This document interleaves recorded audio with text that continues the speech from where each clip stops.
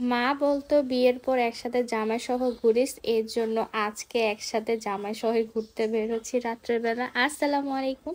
এটা হচ্ছে বিয়ের পরের দিন, হচ্ছে রাত্রেবেলা ঘুরতে যাব। এটা হচ্ছে ভাইয়ার আপু হচ্ছে সুন্দর মতো রেডি হয়ে নিচ্ছে, আর রেডি হয়ে আমাদের বাসা থেকে গিয়ে তাপ ভাই হচ্ছে নিজেদের বাসায় গিয়ে রেডি হয়েছে। এরপর গাড়ি আসার জন্য ওয়েট করতেছিল। দেখেন রাস্তায় একটা মানুষও নাই, সব খালি। আর মাওয়াতে রাত্রের বেলা যেতে বেশি মজা লাগে, একদম সুন্দর খালি।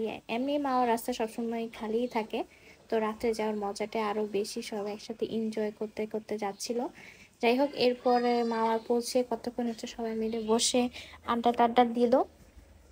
এরপর হচ্ছে খাওয়ার পালা, যে কি খাবে। তো এখানে সুন্দর ইলিশ মাছগুলো খুব বার্গেনিং করে নিতে হয়। যারা মাছ চিনে তারা তো বুঝে শুনে কিনতে পারে, যেহেতু মাওয়াতে অনেক রকমের স্ক্যামের শিকার হতে হয় মাছ কেনার সময়। আর এখানে মাছটা একদম তাজা পড়েছিল, দেখেই বোঝা যাচ্ছিল, আর ভালো একদম সুন্দর মাছটাই নিয়েছিল। যাই হোক, এরপর হচ্ছে মাছটা তারা পরিষ্কার করে আমাদেরকে ভেজে দিবে, এটাই হচ্ছে আসল জিনিস।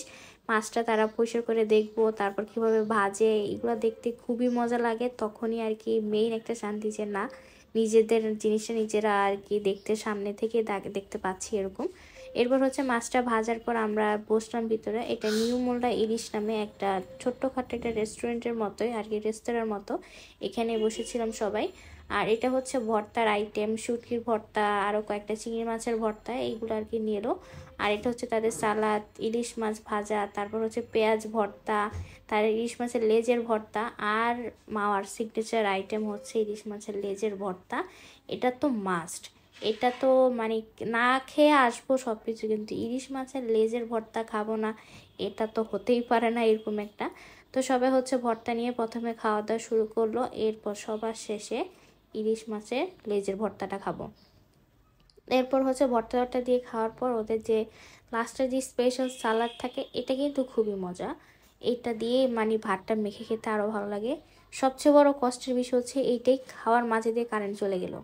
মানে বুঝেন কি একটা অবস্থা, এর মধ্যে ইলিশ মাছ কীভাবে যে বেছে খাবে। যাই হোক, খাওয়া দাওয়ার পর হচ্ছে সবাই আর কি একটা ডাব খাচ্ছে, যেহেতু একটা সুন্দর ভারী খাওয়ার দাওয়ার হলো, এর জন্য একটা ডাব খেয়ে নিচ্ছিল।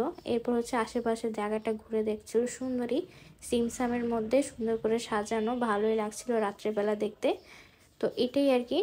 আর এখানে হচ্ছে খাওয়ার পর সবাই একটু নদীর পাড়ে এসে মজা টজা করছে।